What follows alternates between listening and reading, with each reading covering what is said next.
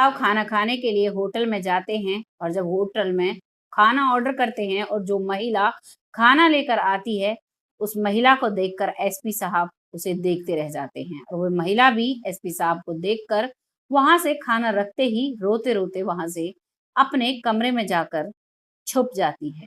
ऐसा क्या था? कौन थी वो महिला जो एसपी साहब को देखते ही रोने लगी और एसपी साहब भी उसे देखते-देखते उसके कमरे में पहुंच गए?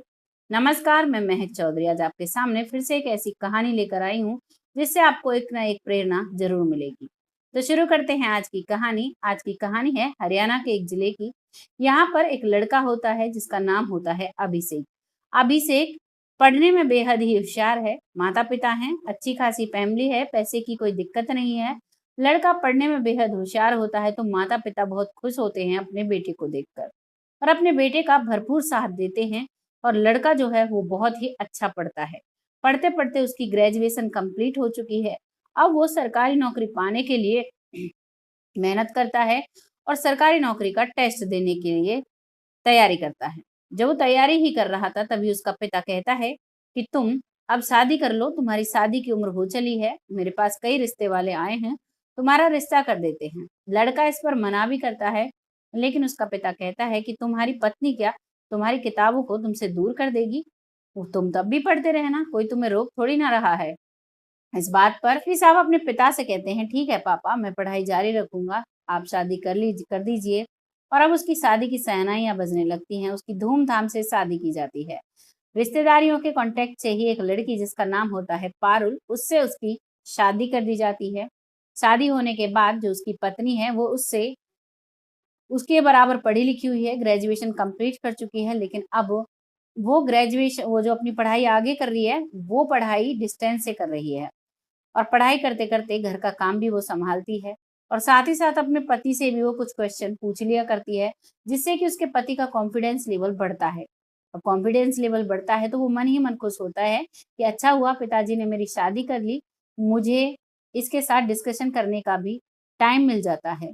और साथ ही साथ पारुल इतनी अच्छी थी कि अपने सास-ससुर की भी बहुत अच्छे से वो सेवा किया करती थी। अब एक दिन अभिषेक डिसीजन लेता है कि मुझे दिल्ली जाना है तैयारी करने के लिए। इस बात पर उसका पिता भी खुश हो जाता है, साथ ही साथ पारुल को भी कोई आपत्ति नहीं होती है, वो भी राजी-खुशी उसे दिल्ली भेजती है पढ़ाई के लिए। पढ़ने के लिए चला जाता है, वहाँ पर अपनी पढ़ाई करता है और बहुत अच्छे से वो मेहनत कर कर अपना टेस्ट क्लियर कर देता है और टेस्ट क्लियर करके वो एसपी बन जाता है। एसपी जैसे ही बनता है पूरे परिवार में खुशी का माहौल होता है।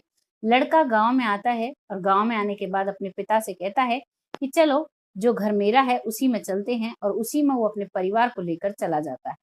खुशी-खुशी उसकी पत्नी भी जाती है, वहाँ भी ऐसे ही रहते हैं। अब जो लड़का है वो अपनी ट्रेनिंग पूरी करके अब काम उसने सँभाल लिया था अपनी ड्यूटी का, तो अब उसे काम के सिलसिले में उसका आने-जाने का कोई वक़्त नहीं था। कभी-कभी 2-2 3-3 दिन उसे घर से बाहर रहना पड़ता था, जिस बात पर उसकी पत्नी उससे अक्सर नाराज़ रहने लगती है और उस पर शक जताने लगती है कि कहीं तुम्हारा कहीं और तो कोई चक्कर नहीं है कि तुम घर पर नहीं आते। इस बात को सुनकर अभिषेक उसे समझाता है कि ऐसा कुछ नहीं है, हमारा काम ही ऐसा है कि हमें कई-कई दिनों तक घर से बाहर रहना पड़ता है। मैं ही नहीं, मेरे साथ और भी मेरे साथी होते हैं, जो कई-कई दिनों में घर पर जाते हैं। तुम ऐसा क्यों बोल रही हो? लेकिन पारुल को कोई भी बात समझ में नहीं आती है और हर बात में अब वो मीन मेक निकालने लगती है और बात-बात पर अब उन दोनों हस्बैंड वाइफ का झगड़ा होने लगता है। कई-कई दिनों तक अभिषेक घर पर नहीं आता है। इस बात से वो भी परेशान रहती है। अभिषेक भी सोचता है कि मैं अपनी पत्नी को टाइम नहीं दे पा रहा, लेकिन अब वो पत्नी गुस्से में अपने मायके चली जाती है। जब वो मायके जाती है, तो उसके पति जो है, वो उसे ना तो कॉल करता है, ना उसे लेने जाता है। घरवाले जब कहते हैं, तो कह देता है, खुद ही लड़कर गई है, खुद ही आ जाएगी। अगर मैं लेकर आऊँगा तो और सर चढ़ेगी, वैसे ही सारा दिन लड़ती है।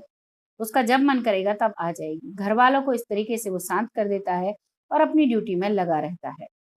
एक दिन करीबन 4 साल इस बात को निकल जाते हैं, 4 साल से वो अपने मायके में बैठी है। ना ही उसका पति उसकी खोज खबर लेता है, ना ही वो उसकी खोज खबर लेती है और अब वो दिल्ली में उसकी इलेक्शन टाइम में ड्यूटी लगती है और ड्यूटी के दौरान उन्हें पैकिंग का खाना मिलता था, तो वो अपने एक कांस्टेबल से कहता है कि चलो कहीं होटल का खाना खा के आते हैं, सिंपल सी दाल-रोटी खाकर पेट भर के आते हैं। यहाँ पर अच्छे से पेट भी नहीं भरता। वो कह देता है ठीक है, और वहीं पर एक होटल होता है जिसमें वो खाना ऑर्डर करते हैं। ऑर्डर करने के बाद एक महिला खाने को लेकर आ रही थी। जैसे ही वो खाने को लेकर आती है और एसपी साहब को देखती है, तो एसपी साहब और वो दोनों एक-दूसरे को देखते रह जाते हैं। महिला की आँखों में आँसू थे, एसपी साहब असमंजस की निगाहों से उसे देख रहे थे। दरअसल वो लड़की और कोई नहीं, उसकी पत्नी पारुल थी। अब एसपी साहब ये जानने के लिए कि ऐसी क्या मजबूरी आन पड़ी, वो पारुल के पीछे-पीछे उसके कमरे में चले जाते हैं।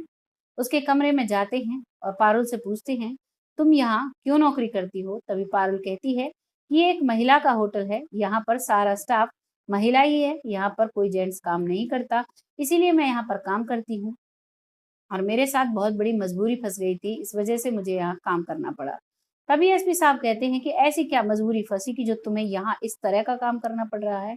इस बात पर पारुल को ऐसा लगता है कि मानो उसकी दुखती रग पर हाथ रख दिया हो और उसकी आँखों से आँसू टपकने लगते हैं। उसका पति अभिषेक उसे समझाता है, जैसे ही उसे वो समझाता देखती है, तो उसकी आँखों से पानी रुकता ही नहीं है और वो ज़ोर-ज़ोर से रोते-रोते अभिषेक के गले लग जाती है। जब अभिषेक के गले लगती है और बार-बार माफ़ी माँगती है कि मुझे माफ़ कर दो, तुम सही कहते थे, मैं ही गलत थी, मेरी ही सारी गलती है, जो मेरी आज ये हालत हुई है। अभिषेक उसे चुप करता है और कहता है कि मुझे बात बताओ, हुआ क्या है?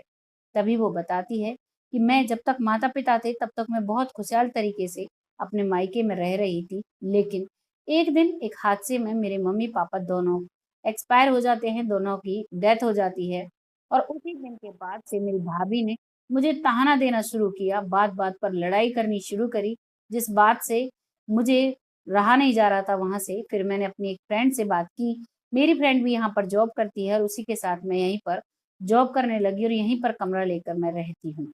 मैंने अपने मायका घर भी छोड़ दिया है। इस बात को एसपी साहब सुनते हैं और कहते हैं, "अगर ऐसी परेशानी सी थी तो तुम मेरे पास आ सकती थी।"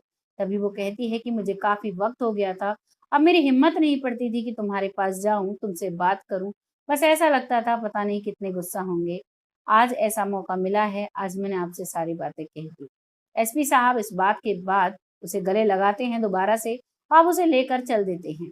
तभी बाहर खड़ा जो उसका स्टाफ था, जो उसके साथ आया था, उनका नज़रिया बहुत अजीब हो जाता है एसपी साहब की तरफ। तभी एसपी साहब कहते हैं कि ये मेरी पत्नी है और मैं अब इसको लेकर सीधा घर जा रहा हूँ। यहाँ पर तुम देख लेना, कुछ अर्जेंट है। जैसे ही वो पत्नी कहता है, तो वो जो स्टाफ था उसके साथ वही सब जो भावना पहले अलग थी, अब वो भावनाएँ बदल जाती हैं और भी अच्छे से एसपी साहब की वो बड़ाई करने लगते हैं। क्योंकि उन्हें सारा मामला पता था और जब सारा मामला पता चलता है, पूरा वाक़या जो वहाँ पर हुआ था, तो और भी एसपी साहब के लिए आदर बढ़ जाता है। तभी हॉस्टल की जो होटल की मालकिन थी, वो कहती है कि भाई, मेरे वेटर को आप कहाँ लेकर जा रहे हो? तभी एसपी साहब कहते हैं कि ये मेरी पत्नी है। इस बात पर जो होटल मालकिन है, वो भी कुछ नहीं कहती है और उसे जाने देती है। उसे घर लेकर जाते हैं, तो जो उसके सास-ससुर थे, वो भी बहुत अच्छे से उसका वेलकम करते हैं और प्यार से गले लगाते हैं और कहते हैं, "बेटा, इतनी परेशानी थी, तो तुम हमें बता सकती थी, तुम यहाँ आ सकती थी, ये तुम्हारा ही तो घर है।" इतना सुनकर वो लड़की और ज़ोर से रोने लगती है। पारुल अपनी सास के गले लग जाती है, ससुर के पैर छूती है और बड़े ही प्यार से अब उस घर में रहने लगती है।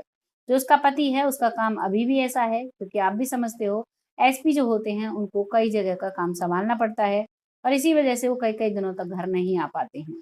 और अब उसे कोई परेशानी नहीं है।